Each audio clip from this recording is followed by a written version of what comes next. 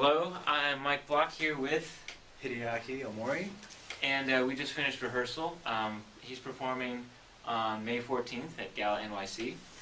And Hideaki, you have a very diverse collection of skills. You went to Juilliard to play clarinet, Yes.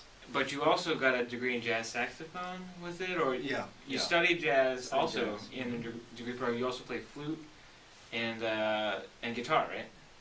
Not so much guitar. Okay. Not so much guitar. Yeah. But yes, I play mostly woodwind instruments, and yeah, I just like having more options. I think, and maybe I get bored easily, but it's nice to have.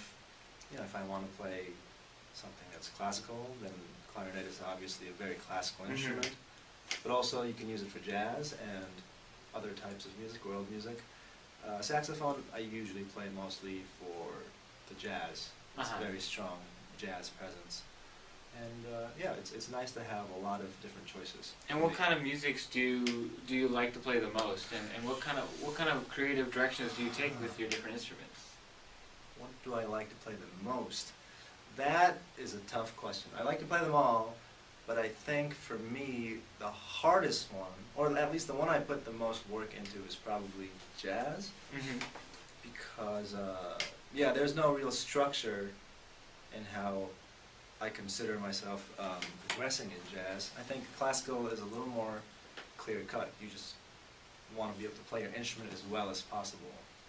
That's not necessarily the only goal in like different value systems for different different genres. value systems, Right. different even within jazz. What kind of music, what kind of artist you want to kind of play close to. Yeah.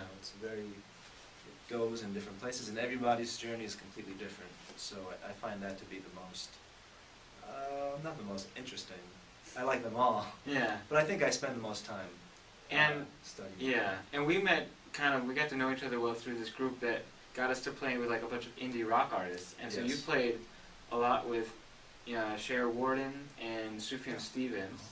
And so like, what is it like when you're in situations that are kind of blending genres and sort of drawing on classical skills, but also requiring like a killer 2-minute sax solo, but at the same time serving like a songwriter's art? So like, how do you sort of traverse the different styles and the different skill sets? Well, those two artists have very clear ideas about what they want to hear, which is great because they're both amazing. And with Shara, it tends to be very, actually, I think I consider it a lot of classical elements, which is also her training.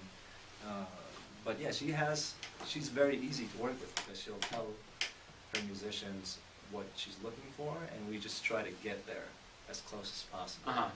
And Sufjan, it's, well, depending on what he feels like playing, it's different every time. But, well, he also has a very good understanding of what he wants. In his case, a lot of it is weird. He likes it very, he'll say, you can do it in this moment, you can do whatever you want to. And he'll tell you if he liked it later. After the show, you'll know. When you don't get hired for the next tour, that's right. then you know. But, yeah, and then I just try my best taking out of all the tools that I have, which one works. Sometimes taking out all of them is not the answer. Oh, you mean all the instruments? Or even just the styles. Okay. That's just maybe it's an easy trap to fall into, to try to express everything that you understand at the same time. Right. But that's not always the answer. So, but usually, even people who are not clear about what they want you to do, they'll have an idea after you play one thing. They'll say, play something, and I'll pick up clarinet and maybe play classically, and they'll say, not that.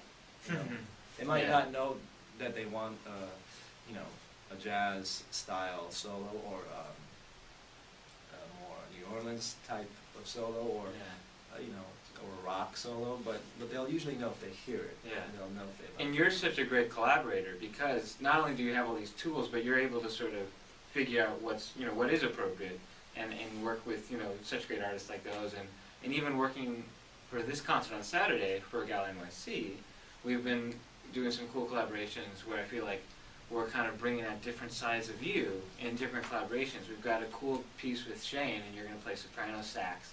Shane Shanahan wrote a tune, and so it's kind of like there's like big open solo, and it's got a world tinge. But by nature of playing the soprano sax, suddenly we're like touching this jazz world, and then you're also playing flute on a composition, and then with Hu Bing, the Chinese sheng player, we're actually kind of freeing ourselves and kind of doing a more abstract, literary, structured improvisation.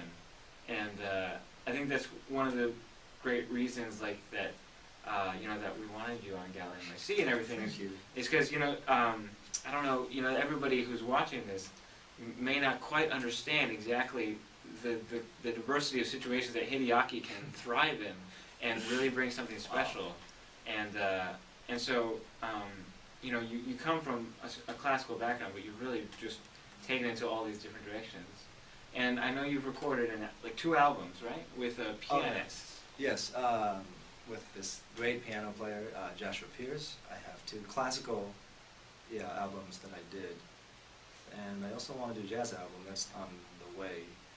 But so stay tuned for Hideaki's jazz album, because it's going to be amazing. Well, we'll see how it goes, but well, this experience has been a lot of fun.